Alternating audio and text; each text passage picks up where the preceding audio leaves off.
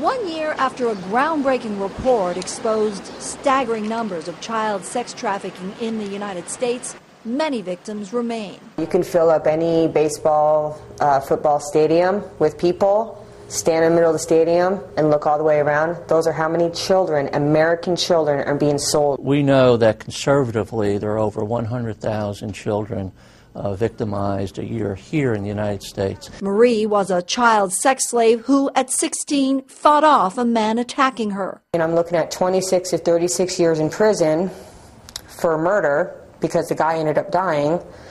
And I found out that they didn't question him why he had a 16-year-old in his car. We know that younger and younger girls and some boys are being trafficked, and yet we're still stuck on that old, outdated mythology that prostitution involves a transaction between a willing seller and a willing buyer. Shared Hope International, an organization that helps victims, has come up with their second annual report card showing which states are most successfully taking on the challenge. In particular, the initiative measures the strength of the laws that the state has or doesn't have in terms of protecting minors from sex trafficking. This past year, over 240 state bills were introduced in 40 states and 78 laws passed. In 2011, there were 26 states with failing grades. In 2012, 18 states got an F, 16 states had a D, 9 states got a C, 7 scored a B.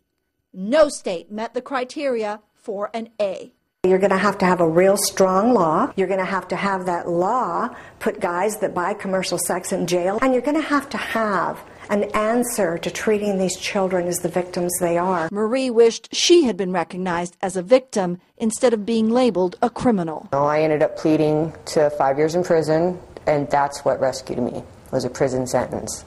However, that prison sentence also is what hung me for the rest of my life to not have any future. Shared Hope has trained over 14,000 police officers and first responders in the past couple of years on how to recognize victims.